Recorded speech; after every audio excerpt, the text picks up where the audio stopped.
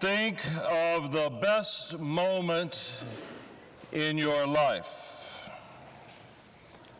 The single, solitary moment in time in which you were on top of the world, filled with indescribable joy. Perhaps it was when you heard yes to the question that you had just popped to your hope-to-be spouse. Or maybe the very second the nurse placed your child into your arms. I'm sure Dodgers fans experienced it last night with the last out of the World Series, as much as it pains me to say that. We'd give anything to make those moments last forever. Conversely, we might also remember a moment in time that was the worst. The final breath of a loved one, the words, "You're fired," from a boss, or the confirmation of a diagnosis we didn't want to hear. We give anything to make those moments disappear forever. But be they good or bad, all those moments, those snapshots in time, they are burnished, seared into our memory. We can close our eyes and recall them in, well, a moment's notice. In Milan, in Italy, the great cathedral there, the Duomo as it's known, has 3 massive doors across the front in which to enter. And above each of the doors is an inscription. On the door on the left, it reads, "What pleases lasts but a moment." On the door on the right, the inscription reads, "What troubles lasts but a moment." And the inscription over the center door, though, reads, "It is the eternal that matters."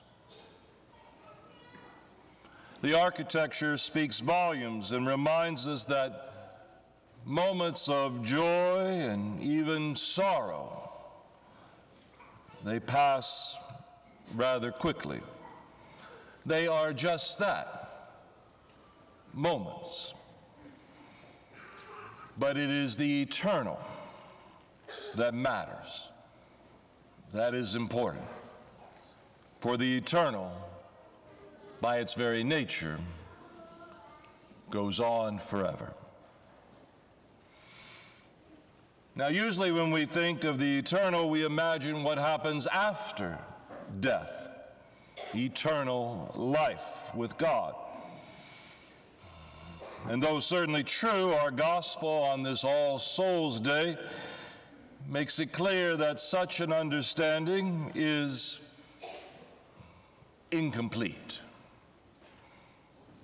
In the gospel from St. John that we just heard, from the magnificent chapter 6, Jesus says that everything that the Father gives me will come to me, because I came down from heaven not to do my own will, but the will of the one who sent me, that I should not lose anything of what he gave me, but I should raise it on the last day.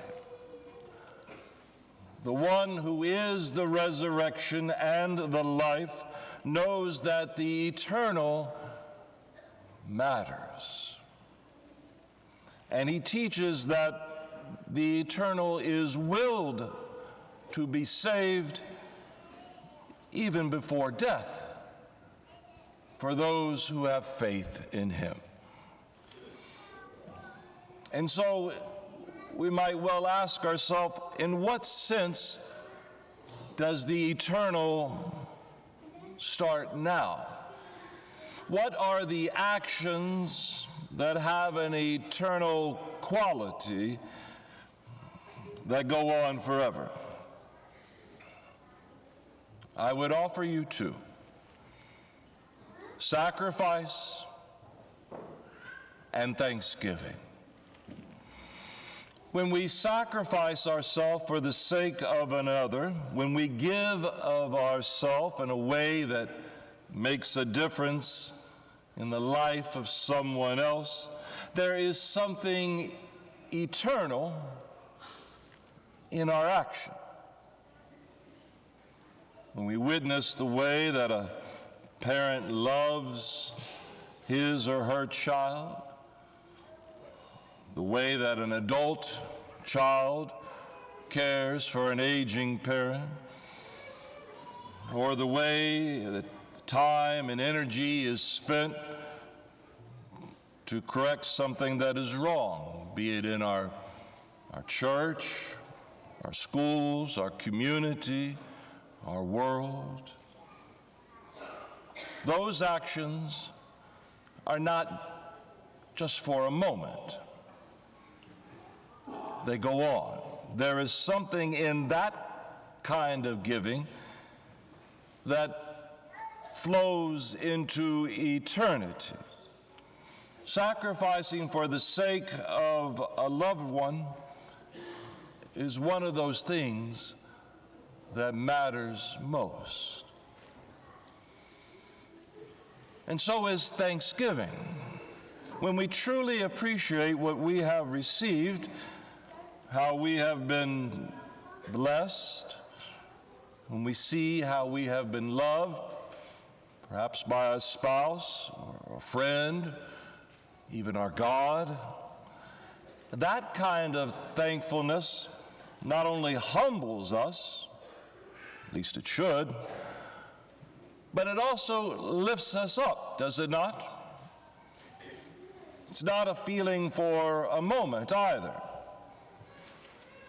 but it both anticipates and accentuates the eternal love of God that will surround us forever.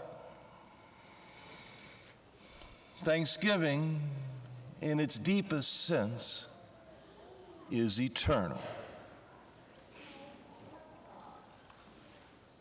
When people are close to death, I find that sacrifice and thanksgiving are those things which matter most to them. When I visit with those who are on their final journey to the Lord, I see that they tend not to focus on those moments of either joy or sorrow that have passed long ago. Those moments are gone. But more likely than not, what is important to them is how they have given, how they have loved for the sake of another, and how they in return have been loved by family, friends, and ultimately God. Those are the things that matter, that have importance. Those are the things that endure. For those on the very edge of life, sacrifice and thanksgiving are eternal. Brothers and sisters, the great truth of All Souls Day is born of the reality of Christ, that we live together in him, both the living and the dead, now and forever. It is our truth that our communion with one another never ends, that not even death can break those bonds. And so today, as we remember those who have gone before us, we would do well to recommit ourselves to the eternal, to what matters. Rededicate ourselves to giving sacrificially in love to those we know, and yes, those who are unknown to us, especially the poor, those on the margins of society, those with no one to pray for them. Rededicate our lives in thanksgiving for all that we have given and especially received. In faith, we believe that one day we will join our beloved dead in heaven. We can and should remember those moments in time we once shared with them. But as we do so, keep your eyes and your hearts fixed on living and loving in such a way that, as we heard in John's Gospel, nothing is lost to the one to whom we have been given, and eternity might begin today.